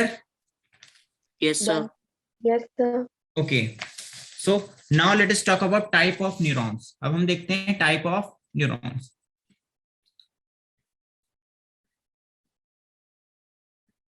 Type of neurons. So how many type of neurons are there? 3 to 4 type of neurons. अगर आप NCERT follow करते हैं तो NCERT ने 3 तरह के neurons दिखा रखे हैं, लेकिन हमें 4 तरह के देखने हैं। कौन कौन से? First are called the unipolar, unipolar. Second is called the bipolar. Third is called the multipolar, and the fourth are called pseudo unipolar. NCERT में सूडो यूनिपोलर नहीं दिखाया गया है, ठीक। सूडो मतलब है ही नहीं, जिक्र भी नहीं है उसका, वहां कुछ लिखा भी नहीं है सूडो यूनिपोलर के लिए, ठीक। तो यहाँ पे जो हमारा यूनिपोलर न्यूरॉन है, इसका स्ट्रक्चर अगर हम देखें तो इसके पास क्या क्या चीजें प्रेजेंट रहती हैं। इसके पास एक सेल बॉडी होती है, एक सेल बॉडी होगी और एक एक्सॉन होगा, ऐसे एक एक्सॉन होगा, ठीक। डेंड्राइट्स नहीं होंगे। तो हम इसको कुछ इस तरह से मेंशन कर सकते हैं कि यहाँ पे हम देखते हैं एक्सॉन, नंबर ऑफ एक्सॉन, यहाँ हम देखते हैं नंबर ऑफ डेंड्राइट, और इसके अलावा ये कहाँ प्रेजेंट रहते हैं, मतलब एग्जांपल या इसकी हम लोकेशन देख सकते हैं। This is called the location, ठीक। तो how many numbers of axon is there? Only 1 axon is there and 1 cell body, ठीक। और डेंड्राइट नहीं होंगे इस पे, no dendrite, only 1 axon and 1 cell body is present. और कहाँ प्रेजेंट होते हैं ये? एम्ब्रियोनिक स्टेज में, जब एम्ब्रियो बन रहा होता है तो सबसे पहले यूनिपोलर न्यूरॉन्स वहां पे बनते हैं, okay. If we talk about the bipolar neuron, bipolar neuron में क्या होगा? एक सेल बॉडी होगी, 1 सेल बॉडी, और इसके पास 2 एक्सॉन होंगे, एक एक्सॉन ये हो गया और दूसरा एक्सॉन ये हो गया। तो सेल बॉडी बीच में आ जाएगी और एक्सॉन दोनों तरफ आ जाएंगे, ठीक। तो मतलब क्या होता है कि ये क्या काम करता है, जो इसका दूसरा वाला एक्सॉन है उस वाले एक्सॉन से ये डेंड्राइट निकालना शुरू कर देता है। तो इसका स्ट्रक्चर कुछ इस तरह से बनता है, just let me draw it. तो यहाँ से दूसरे वाले ये जो एक्सॉन निकलेगा, यहाँ से डेंड्राइट्स निकलना स्टार्ट हो जाते हैं इस तरह से, डेंड्राइट। तो एक्चुअल में इसको हम डेंड्राइट ही कंसीडर करते हैं। तो एक इसके पास एक्सॉन होता है और एक डेंड्राइट होता है। तो 1 axon and 1 dendrite is there. और what is the location of it? ये प्रेजेंट रहता है हमारे रेटिना ऑफ आई में, आंख के रेटिना में, रेटिना ऑफ आई, ठीक। थर्ड इज मल्टीपोलर, जो अभी हमने न्यूरॉन देखा था वो कैसा था, मल्टीपोलर था। इसके पास बहुत सारे डेंड्राइट प्रेजेंट रहेंगे और एक एक्सॉन प्रेजेंट रहेगा, ठीक। तो one axon and many dendrites, बहुत सारे डेंड्राइट, ठीक। और ये कहाँ प्रेजेंट रहेगा, हमारे सेरेब्रल कॉर्टेक्स में प्रेजेंट रहता है ये सेरेब्रल कॉर्टेक्स। सेरेब्रल कॉर्टेक्स क्या है, जब हम अपना ब्रेन का स्ट्रक्चर पढ़ेंगे तो वहां पे एक सेरेब्रम नाम का स्ट्रक्चर आता है। तो सेरेब्रम के दो पार्ट्स होते हैं, एक कॉर्टेक्स वाला पार्ट होता है, एक मेड्यूला वाला पार्ट होता है। तो मल्टीपोलर न्यूरॉन हमारे सेरेब्रम के कॉर्टेक्स रीजन में प्रेजेंट रहते हैं, जिसे हम सेरेब्रल कॉर्टेक्स कहते हैं। ओके, सो लास्ट आते हैं हमारे सूडो यूनिपोलर। सूडो यूनिपोलर में भी क्या होगा, सेम, एक सेल बॉडी होगी, एक सेल बॉडी होगी, एक सेल बॉडी, और दूसरा इसके पास यहाँ एक एक्सॉन और एक डेंड्राइट। मतलब इसका स्ट्रक्चर किस तरह से है, सेम एज बाइपोलर, बाइपोलर की तरह है। तो इसके पास एक एक्सॉन और एक डेंड्राइट। अब अगर आप कहें कि सर हम डिस्टिंग्विश कैसे करेंगे, कौन सा वाला हमें बाइपोलर कहना चाहिए और कौन सा सूडो यूनिपोलर, अगर दोनों एक साथ आ गए तो हमारा तो आंसर गलत हो जाएगा, है ना। तो सबसे पहले एनसीईआरटी ने सूडो यूनिपोलर मेंशन नहीं किया है, लेकिन इन और अगर आप पढ़ते भी हैं तो इन दोनों की लोकेशन जो है वो अलग अलग है। बाइपोलर न्यूरॉन आपको कहाँ मिलेंगे, रेटिना में मिलेंगे, जबकि सूडो यूनिपोलर कहाँ मिलते हैं, स्पाइनल कॉर्ड में मिलते हैं। कहाँ मिलते हैं, स्पाइनल कॉर्ड में, ठीक। और स्पाइनल कॉर्ड की भी ब्रांचेस में क्या लिख सकते हैं हम इसके लिए, ब्रांचेस ऑफ स्पाइनल कॉर्ड, ठीक। तो लोकेशन अलग अलग है। अगर स्पाइनल कॉर्ड के न्यूरॉन्स की बात चल रही है तो वहां पे सूडो यूनिपोलर न्यूरॉन्स प्रेजेंट होंगे, और अगर हमारे आंख की रेटिना की बात चल रही है तो वहां पे क्या, कौन से न्यूरॉन्स कनेक्टेड है, हमारे बाइपोलर न्यूरॉन्स, ठीक। दोनों में ये मेन डिफरेंस है, स्ट्रक्चर लगभग सेम है लेकिन लोकेशन का डिफरेंस है। ओके, तो हम लोकेशन के अकॉर्डिंग इसको डिस्टिंग्विश करेंगे, ना कि इनके स्ट्रक्चर के अकॉर्डिंग। बाकी अभी जो न्यूरॉन हमने पीछे पढ़ा था, स्ट्रक्चर पढ़ा था, दिस न्यूरॉन, ये वाला कैसा है, दिस न्यूरॉन इज मल्टीपोलर। कैसा न्यूरॉन है ये, मल्टीपोलर न्यूरॉन है, मल्टीपोलर, ठीक। जिसके पास बहुत सारे डेंड्राइट्स हैं और सिर्फ एक एक्सॉन है। Is that clear everyone? Yes, sir. अब एक चीज देखो, यहाँ पे इस वाले न्यूरॉन के पास माइलिन शीथ प्रेजेंट है, इट कंटेन्स माइलिन शीथ। तो दूसरा ये मल्टीपोलर है प्लस माइलिनेटेड भी है। कैसा है, माइलिनेटेड। इसके एक्सॉन के पास माइलिन शीथ प्रेजेंट है, that is why it is myelinated. तो अगर हम एक्सॉन के बेस पे न्यूरॉन्स को डिवाइड करें तो हमारे न्यूरॉन्स एक्सॉन के बेस पे दो तरह के हो सकते हैं, या हम लिख सकते हैं टाइप ऑफ एक्सॉन। एक्सॉन को डिस्टिंग्विश करें टाइप्स के अकॉर्डिंग तो ये दो तरह की हो सकती है। पहला माइलिनेटेड हो सकती है, मतलब जिसपे माइलिन शीथ प्रेजेंट होगी, माइलिनेटेड, और दूसरी नॉन माइलिनेटेड, जिसपे माइलिन शीथ प्रेजेंट नहीं होगी, माइलिनेटेड, ठीक, नॉन माइलिनेटेड। तो ये दोनों कहाँ कहाँ मिलेंगी हमें, अगर हम जो माइलिनेटेड न्यूरॉन्स होंगे ये कहाँ प्रेजेंट रहेंगे, श्वान सेल्स के थ्रू। श्वान सेल्स भी प्रेजेंट होनी चाहिए, श्वान सेल्स में प्रेजेंट रहेंगे, क्योंकि हमने अभी श्वान सेल का स्ट्रक्चर देखा था ना, तो श्वान सेल के अंदर माइलिन शीथ थी इस तरह से, तो ये कहाँ प्रेजेंट रहते हैं, श्वान सेल के अंदर प्रेजेंट रहते हैं, ठीक। और ये वाले, ये श्वान सेल्स के साथ एनक्लोज नहीं रहते। Okay, there is no attachment, और we can say there is no enclosement of Schwann cells, ठीक। तो हम यहां लिख सकते हैं enclosed by a Schwann cell, a Schwann cell that does not form myelin sheath. Okay, myelin sheath, ये ऐसी श्वान सेल में होंगे जहां पे माइलिन शीथ नहीं होगी। श्वान सेल तो होगी लेकिन उसके अंदर माइलिन शीथ नहीं होगी, लेकिन यहाँ पे माइलिन शीथ का होना जरूरी है। अगर श्वान सेल प्रेजेंट है तो माइलिनेटेड न्यूरॉन कहेंगे उसको, या माइलिनेटेड एक्सॉन कहेंगे, ठीक। और नहीं है तो वहां पे नॉन माइलिनेटेड कहेंगे, ठीक। तो ये कहाँ कहाँ मिलते हैं, अगर हम स्पाइनल कॉर्ड देखें अपनी, तो जो हमारी स्पाइनल कॉर्ड है, ठीक, हम लिख सकते हैं यहाँ पे found in, these are found in spinal and cranial nerves। कहाँ मिलती हैं ये, जो हमारी नर्व्स हैं, क्रैनियल नर्व्स हैं और स्पाइनल नर्व्स हैं। उस पर क्रैनियल का मतलब है जो सिर, खोपड़ी वाला रीजन है, हेड वाला रीजन है, यहाँ पे जितनी नर्व्स होंगी उसमें, और स्पाइनल कॉर्ड वाले रीजन में जितनी नर्व्स होंगी उसमें, ठीक। माइलिनेटेड न्यूरॉन्स हमें मिलेंगे। अपार्ट फ्रॉम दैट अगर हम बात करें नॉन माइलिनेटेड की, तो ये कहाँ मिलते हैं, यहाँ मिलते हैं हमें पेरिफेरल नर्वस सिस्टम में। और पेरिफेरल नर्वस सिस्टम दो पार्ट्स में डिवाइड होता है, किस किस में, एक तो ऑटोनोमस में, autonomous nervous system and somatic nervous system, somatic nervous system. तो सोमाटिक नर्वस सिस्टम और ऑटोनोमस नर्वस सिस्टम दोनों में ही क्या मिलेंगे, हमें नॉन माइलिनेटेड न्यूरॉन मिलेंगे। ठीक, अगर हम इनके फॉर्मेशन की बात करें, ठीक, जो माइलिन शीथ है, ये माइलिन शीथ बना कौन रहा है, ऑब्वियसली श्वान सेल बना रही है ना। अगर सेंट्रल नर्वस सिस्टम के श्वान सेल्स की बात चल रही है तो वहां पे श्वान सेल माइलिन शीथ बनाएंगी, और अगर हमारे पेरिफेरल की बात चलेगी तो वहां पे ओलिगोडेंड्रोसाइट। तो हम इसे कुछ इस तरह से लिख सकते हैं, माइलिन शीथ को अगर हम डिस्टिंग्विश करें, जो माइलिन शीथ है, ठीक है, इसको भी डिस्टिंग्विश करके देख लेते हैं एंड टू एंड। अगर ये सेंट्रल नर्वस सिस्टम में बन रही है, सेंट्रल नर्वस सिस्टम के न्यूरॉन्स में बन रही है, ठीक, तो इसे कौन बनाएगा, ओलिगोडेंड्रोसाइट, ओलिगोडेंड्रोसाइट। ठीक, और अगर पेरिफेरल नर्वस सिस्टम में बन रही है तो कौन बनाएगा, श्वान सेल बनाएगी, Schwann cell. Is that clear everyone? Yes, sir. अगर कुछ पूछना है तो पूछ सकते हो अभी, क्योंकि आगे हम जो मतलब पूरा मेथड है, पूरा स्ट्रक्चर, और मतलब किस तरीके से यहाँ पे नर्व इंपल्स कंडक्शन होगा वो देखेंगे। Okay, Yes, sir. Is there any question, anyone? No, sir. Clear है सब कुछ? बहुत सिंपल सी चीज है।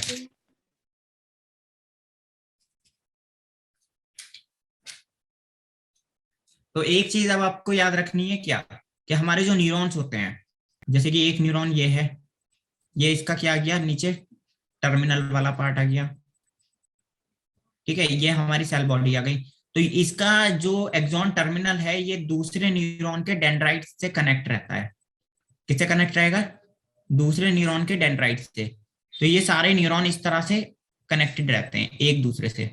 और जो न्यूरोट्रांसमीटर का फ्लो होगा, या फिर हम कह सकते हैं जो इन्फॉर्मेशन का फ्लो होगा, वो सिर्फ एक ही डायरेक्शन में होगा, इस तरह से एक ही डायरेक्शन में होगा। तो हम कह सकते हैं द फ्लो ऑफ सिग्नल या इंफॉर्मेशन, सिग्नल या फिर इंफॉर्मेशन, जिसे नर्व इंपल्स भी कहा जाता है, is unidirectional, is unidirectional in neurons. कैसा है न्यूरॉन में, ये पूरा सिस्टम यूनिडायरेक्शनल है, सिर्फ एक ही डायरेक्शन में चलेगा, किसी दूसरी डायरेक्शन में नहीं चलेगा। ठीक, ये चीज आपको याद रखनी है। तो इसी के अकॉर्डिंग अब हम क्या देखेंगे, यहाँ पे अपना ये वाला जो पार्ट है, ये वाला पार्ट, के यहाँ पे इंफॉर्मेशन किस तरह से ट्रांसमिट की जा रही है। Okay, Yes, sir. Yes, Yes. sir. अभी तक मैंने जितना बताया इसे एक बार एनालाइज करो, जो क्वेश्चन है वो पूछो, फिर हम आगे बढ़ते हैं। ठीक है, स्टार्टिंग से मैं स्लाइड चेंज कर रहा हूँ, 1 मिनट, एक रिकैप देख लेते हैं।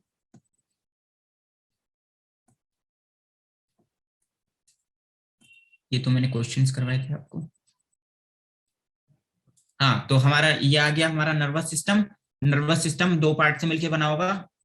कौन कौन सी, जो हमारे नर्वस टिश्यूज होते हैं, नर्वस टिश्यूज में न्यूरॉन्स इंक्लूड हो जाएंगे, प्लस न्यूरोग्लियल सेल्स इन्वॉल्व हो जाएंगी। ठीक, कोऑर्डिनेशन की अगर हम बात करें तो कोऑर्डिनेशन में हमारा पूरा nervous system plus endocrine system दोनों इन्वॉल्व हो जाएंगे। ठीक, जितने हार्मोन्स निकलते हैं वो नर्वस सिस्टम के साथ जब काम करते हैं तो उसे हम कहते हैं कि कोऑर्डिनेशन हो रहा है, हमारी बॉडी कोऑर्डिनेट कर रही है। न्यूरोग्लियल सेल्स क्या होती है, न्यूरोग्लियल सेल्स ऐसी सेल्स होती हैं जो न्यूरॉन्स के साथ एसोसिएशन में काम करती हैं। ठीक, उसमें सेंट्रल नर्वस सिस्टम की सेल्स अलग होंगी और पेरिफेरल नर्वस सिस्टम की सेल्स अलग होंगी।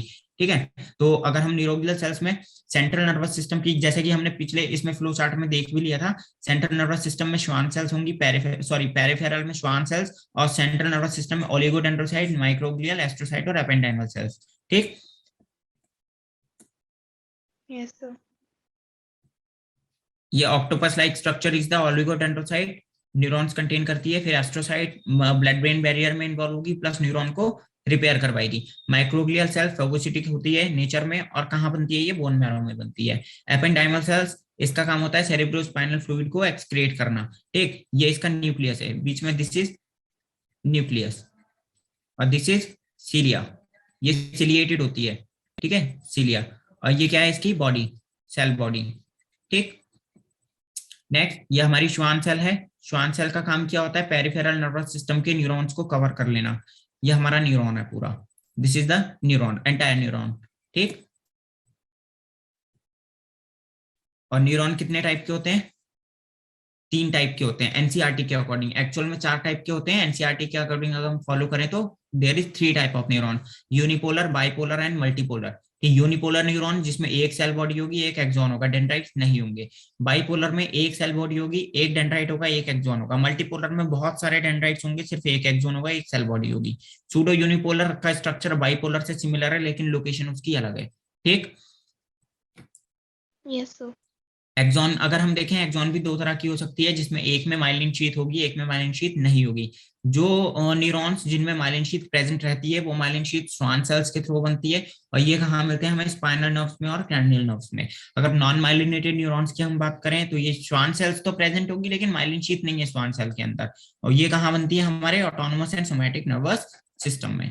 ठीक, अब हम देखेंगे कनेक्शन बिटवीन 2 न्यूरॉन्स, जिसे हम कहते हैं नर्व इंपल्स कंडक्शन। ठीक, क्या बोलते हैं? Nerve impulse conduction. Nerve impulse conduction में देखो, यहाँ पे ये दोनों न्यूरॉन्स कुछ इस तरह से एसोसिएट रहते हैं कि पहले हम देखते हैं इनमें न्यूरॉन्स का जो इंफॉर्मेशन का फ्लो है वो किस तरह से होगा। ये मैं बना रहा हूं हमारे एक एक्सॉन का एक्सॉन टर्मिनल, पहले वाले न्यूरॉन का, जिसे हम प्री साइनेप्टिक न्यूरॉन कहते हैं। ठीक, ये दूसरे वाले न्यूरॉन का डेंड्राइट है। क्या ये दूसरे न्यूरॉन का डेंड्राइट है? तो ये जो एसोसिएशन है ये कुछ इस तरह से है कि एक न्यूरॉन है ये इसका एक्सॉन और दूसरे न्यूरॉन का ये डेंड्राइट। तो ये दोनों जो कनेक्टेड हैं, ये हम वो स्ट्रक्चर देख रहे हैं यहाँ पे। ओके, मतलब पहले न्यूरॉन का ये हम लिख सकते हैं एक्सॉन है, ये एक्सॉन टर्मिनल है, एक्सॉन टर्मिनल। ठीक, ये हमारा डेंड्राइट है दूसरे न्यूरॉन का, दिस इज द डेंड्राइट। ठीक, अब ये जो एक्सॉन होता है, इस एक्सॉन टर्मिनल के अंदर कुछ वेसिकल्स प्रेजेंट रहती है। क्या प्रेजेंट रहती है? वेसिकल्स, इस तरह से। इन वेसिकल्स के अंदर क्या प्रेजेंट रहते हैं? केमिकल्स।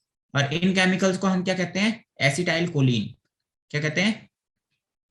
सॉरी, न्यूरोट्रांसमीटर कहते हैं। और न्यूरोट्रांसमीटर का एक एग्जांपल हम ले रहे हैं यहाँ पे, एसिटाइल कोलिन। ठीक, तो ये क्या है हमारी? ये है वेसिकल। वेसिकल, इसके अंदर क्या प्रेजेंट है? न्यूरोट्रांसमीटर। न्यूरोट्रांसमीटर क्या होते हैं? ऐसे केमिकल्स होते हैं जो पूरी प्रोसेस को करवाएंगे, मतलब इंफॉर्मेशन एक न्यूरॉन से दूसरे न्यूरॉन में ट्रांसफर करवाएंगे। तो these are nothing but chemicals. क्या है ये? सिर्फ केमिकल्स हैं। ठीक, अब क्या होता है इसमें, आपको एक चीज याद रखनी है। मेन चीज क्या है यहाँ पे याद रखने के लिए? ये जो एक्सॉन की मेम्ब्रेन होती है, यहाँ पे कुछ चैनल्स प्रेजेंट होते हैं ये। ठीक है, इन चैनल्स को हम क्या कहते हैं? Calcium gated ion channels. क्या कहते हैं इन्हें? Calcium gated ion. हाँ, कैल्शियम गेटेड आयन चैनल्स। ठीक, कैल्शियम गेटेड, कैल्शियम का मतलब क्या है? ये क्या काम करवाएंगे? ये जो एनवायरनमेंट है हमारा, इस एनवायरनमेंट से अंदर की तरफ इन्फ्लक्स करवा देंगे। किसको? कैल्शियम को। ठीक, कैल्शियम इन्फ्लक्स करवाते हैं ये। और जैसे ही कैल्शियम इन्फ्लक्स होगा, जैसे ही अंदर आएगा कैल्शियम, ये जो वेसिकल होगी, ये वेसिकल इसके साथ एसोसिएट हो जाएगी, हमारी एक्सॉन की प्लाज्मा मेम्ब्रेन के साथ एसोसिएट हो जाएगी। और सारा का सारा ये जितना भी मैटर है, मतलब न्यूरोट्रांसमीटर, ये क्या काम करेगी? यहाँ पे छोड़ देगी। ठीक, मतलब कि बस्ट हो जाएगी एक तरीके से, और सारा न्यूरोट्रांसमीटर बाहर निकल जाएगा। बीच में, इन दोनों के बीच में जो गैप प्रेजेंट है, ये इस गैप को हम कहते हैं साइनेप्टिक क्लेफ्ट। क्या कहते हैं? Synaptic left. Cleft. What is synaptic cleft? Gap between 2 neurons. Gap between 2 neurons. ठीक, गैप बिटवीन 2 न्यूरॉन्स। और ये जो स्ट्रक्चर हम देख रहे हैं, इस पूरे एंटायर स्ट्रक्चर्स को क्या कहा जाता है? साइनेप्स कहा जाता है। क्या कहते हैं हम? साइनेप्स। साइनेप क्या है? Synapse is the connection between 2 neurons. 2 neurons के बीच के कनेक्शन को क्या कहते हैं?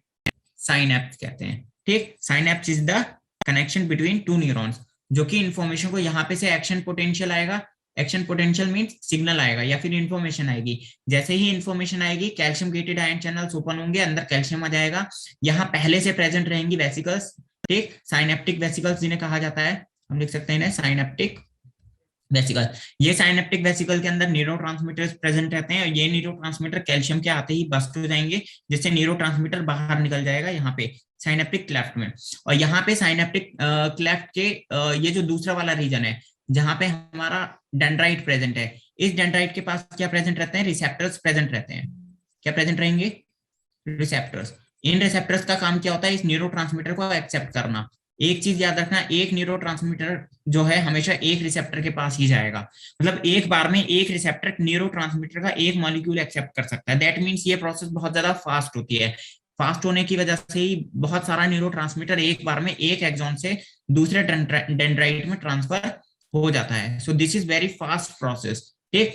तो सारा ही जितना भी एक्शन पोटेंशियल था, मतलब न्यूरोट्रांसमीटर था, वो कहाँ पास हो गया, नेक्स्ट न्यूरॉन के डेंड्राइट में पास हो गया, ठीक। Is that clear everyone? Yes, sir. Yes, sir. हाँ, ये क्या है हमारे, these are receptors, these are receptors. बहुत सिंपल सा मैकेनिज्म है।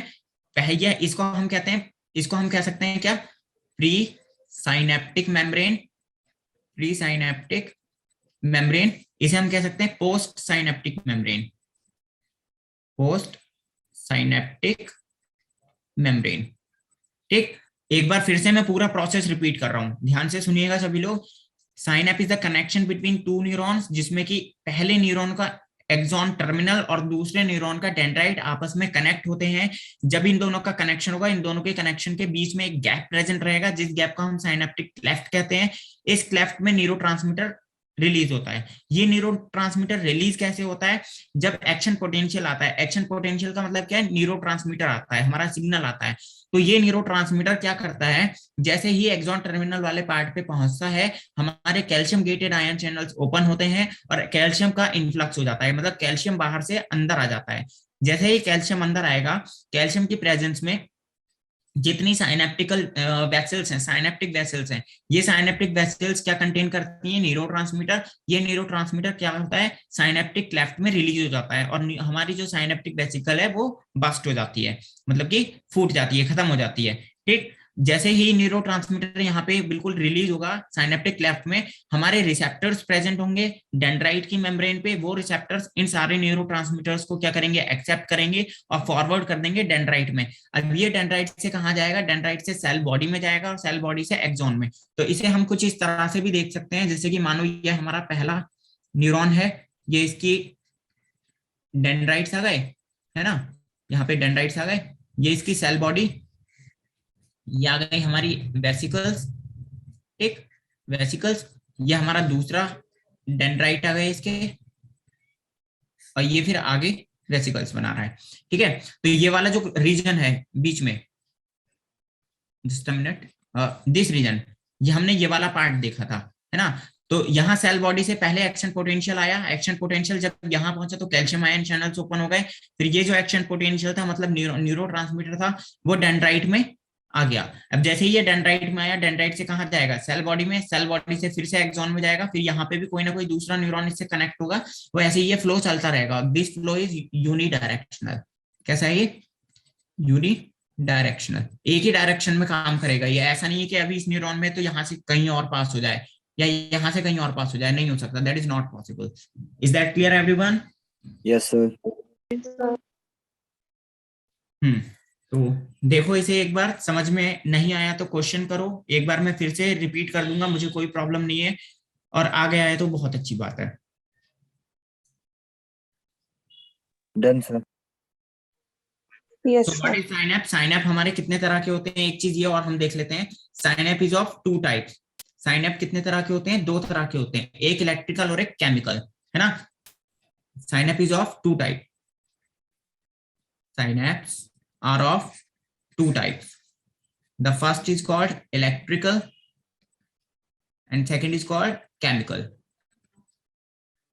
Chemical synapse क्या करते हैं, न्यूरोट्रांसमीटर की प्रेजेंस में काम करते हैं, और न्यूरोट्रांसमीटर्स ही नॉर्मली केमिकल होते हैं हमारे न्यूरोट्रांसमीटर्स। ये न्यूरोट्रांसमीटर्स के प्रेजेंस में काम करेंगे, इनको न्यूरोट्रांसमीटर्स की जरूरत नहीं होती। इनके अंदर जो इंफॉर्मेशन होती है वो इलेक्ट्रिक करंट की तरह काम करती है, इलेक्ट्रिक करंट की तरह काम करती है, मतलब इलेक्ट्रिक करंट के रूप में फ्लो करेगी। ये साइनैप्स जो इलेक्ट्रिकल और केमिकल है, हम कल यहीं से स्टार्ट करेंगे सब कुछ। आज के लिए हम केवल इस चीज को समझते हैं। ये जो साइनैप है हमारा, देखो न्यूरोट्रांसमीटर यहाँ पे रिलीज हुआ है। न्यूरोट्रांसमीटर क्या है? एक तरह का केमिकल है। तो ये जो साइनैप हुआ हमारा किस तरह का हुआ? ये it is a type of chemical synapse, it is a type of chemical synapses. Okay, Yes, is that sir. clear everyone? Yes, sir. Yes. So is there any question anyone? Sir वो question कह रहे थे आप। हाँ sorry just मैं answer करता हूँ उस क्वेश्चन का। देखो क्या होता है, हमारे जब हम चीजों को विजुअलाइज करते हैं तो हमारे बॉडी में, हमारे ब्रेन में कुछ इस तरह के स्ट्रक्चर्स आपने देखे होंगे। इस तरह की टेढ़ी मेढ़ी लाइंस बनी होती है ना, ये इस तरह की, ये जो होती हैं, ये जो फोल्ड्स होते हैं, ये फोल्ड्स, इन फोल्ड्स को वेंट्रिकल्स कहा जाता है। क्या कहा जाता है?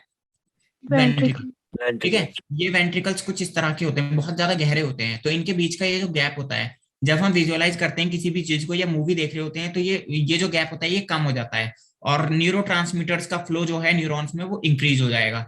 जैसे ही न्यूरोट्रांसमीटर का फ्लो इंक्रीज होता है तो उस कंडीशन में हमारा ब्रेन बहुत तेज काम करता है। दैट मीन्स हमारे ब्रेन में जितनी भी इंफॉर्मेशन है वो बहुत जल्दी हम एक्सेप्ट कर लेते हैं, क्योंकि आंखें जो आईज है हमारी, ये आईज में एक नर्व कनेक्ट करती है हमारे ब्रेन को, जिसे कहते हैं ऑप्टिक नर्व।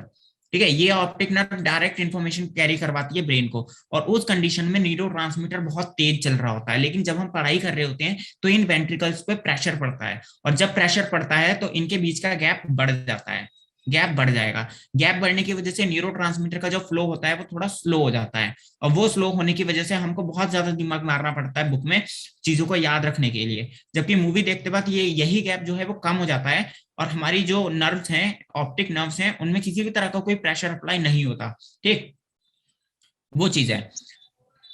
तो ये just only because of flow of neurotransmitter, second the gap between ventricles, इन दो चीजों की वजह से ऐसा होता है। और जब हम चीजों को भूल जाते हैं या कंफ्यूज हो जाते हैं, वो हम आगे, जब मैं आपको ब्रेन वाला पार्ट पूरा प्रॉपर समझाऊंगा, वो आपको वहां बहुत अच्छे से समझ में आएगा कि एक्चुअल में यहाँ पे ये हो क्या रहा है। ठीक है, अभी आप इतना याद रखो कि वेंट्रिकल्स के बीच का गैप कम हो या ज्यादा होने की वजह से हम चीजों को भूलते हैं, या प्रेशर अप्लाई होने की वजह से हम चीजों को भूल जाते हैं। ठीक है, या फिर इंफॉर्मेशन हमारा ब्रेन कैरी करने में थोड़ा प्रॉब्लम क्रिएट करता है, जल्दी एक्सेप्ट नहीं कर पाता है। जबकि ऐसी चीजें जो कि विजुअलाइज की जाती हैं, जिनको हम डायरेक्टली देखते हैं, उस टाइम पे वेंट्रिकल्स का जो गैप है वो कम रहता है, और न्यूरोट्रांसमीटर का फ्लो न्यूरॉन्स में बहुत अच्छे से चल रहा होता है। ठीक, यस सर। हाँ, बाकी इस चीज को डिटेल में आप कब समझोगे? जब मैं आपको ब्रेन वाला पार्ट पढ़ाऊंगा, इसी चैप्टर में है। ठीक, तो वहां आपको ये चीज बहुत अच्छी तरीके से क्लियर हो जाएगी कि हम चीजों को भूलते क्यों हैं, हम कंफ्यूज क्यों हो जाते हैं चीजों के बीच में, हमें डर क्यों लगता है, हमारा ब्रेन से ही सारा कनेक्शन है, हमें गुस्सा क्यों आता है, हमें सपने क्यों आते हैं, सब चीजें इसी चैप्टर में है, सब चीजें। ठीक है, यस सर। एनसीईआरटी ने नहीं लिखा है, लेकिन मैं आपको सब चीजें बताऊंगा। ये सब चीजें हमारे ब्रेन के किस किस पार्ट से कनेक्ट होती हैं। Okay yes sir. Okay, so thank you everyone, मिलते हैं हम लोग कल फिर। अगर कोई क्वेश्चन है तो कर सकते हो, मैं अभी हूँ। No sir. No sir. नहीं, so okay, thank you everyone. अब हम कल मिलते हैं, और कल हम लोग पढ़ेंगे nerve impulse conduction. Okay yes sir. Okay, Thank thank you, you sir. Everyone for thank joining you me. Sir. Good night, sir. Good good night night sir. Everyone, sweet Good dream. night.